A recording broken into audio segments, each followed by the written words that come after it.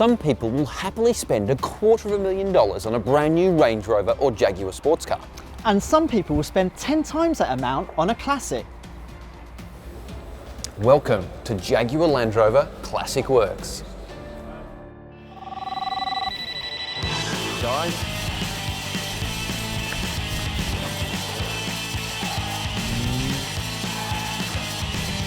Welcome to Best of British.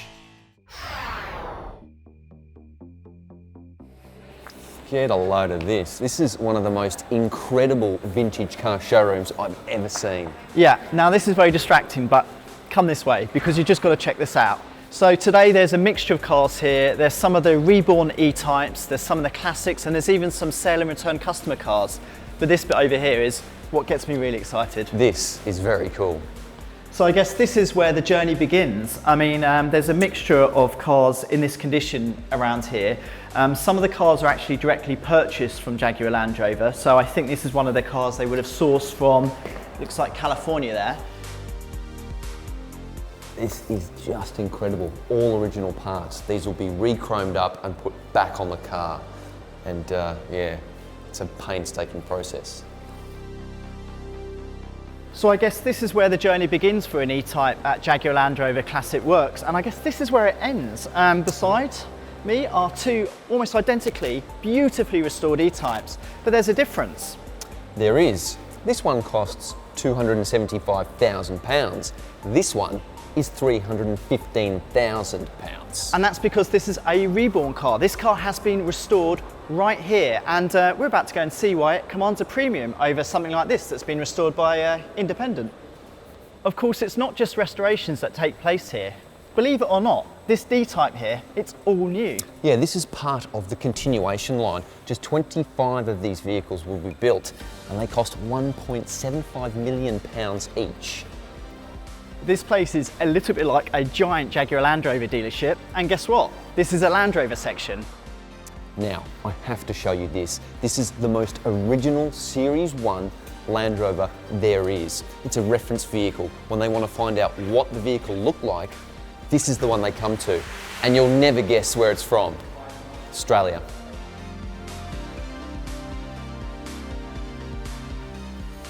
Some 70 years might separate them, but this Defender Works V8, well, it's got some of the original's DNA in it.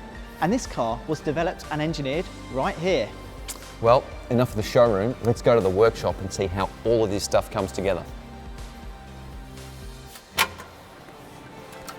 Just look at this place. Wow. This looks like more like a modern car factory than an old shed where you restore rusty old vehicles. It is phenomenally clean. I cannot believe this place. I mean, where's all the filth and the tools? Just look at this. I'm going to geek out here, Finn, for a moment. This is an XJR 15, and I don't think I've seen one since they were new.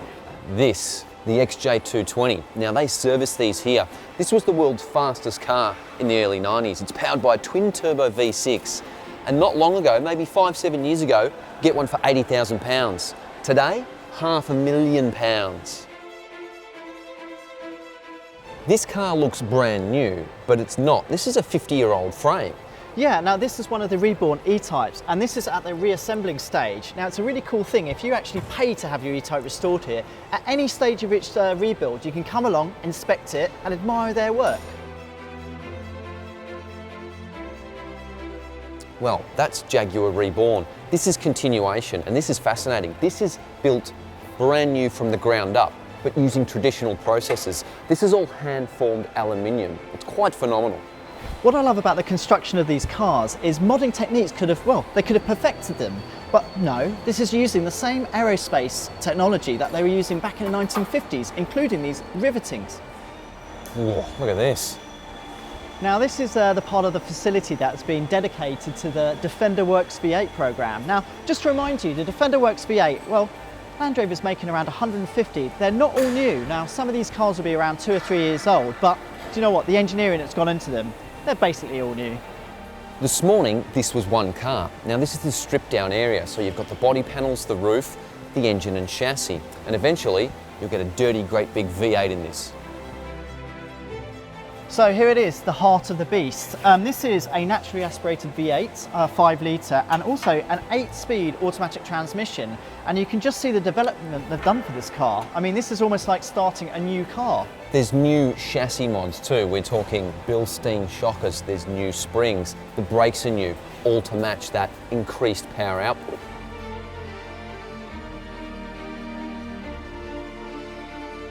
So here we are at the end of the Defender V8 Works production line, where all of these cars are about to be sent off to the customers. Actually, they're not, because they have to go on a 500-mile shakedown drive first.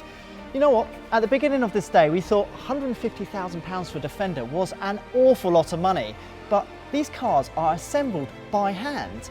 They're worth every single penny in my book. Well, let's wait till we drive them. Bit of an apology to those Land Rover fans out there. I can't believe I walked past this earlier. This is probably the most important car here, or one of them in Land Rover world. This is chassis number 7 off the production line. This car predates the Land Rover brand itself by 3 days, and it's priceless. This thing's actually been restored. It was found in a garden. Can you believe this? Found in a garden a few miles away from the Solihull plant. It's been restored, so it's running now, and it's great because they've managed to keep its incredible patina. I mean, some of this stuff over here, it's brushed aluminium. But yeah, this car is so important for the history of the car maker. And I walked straight past it.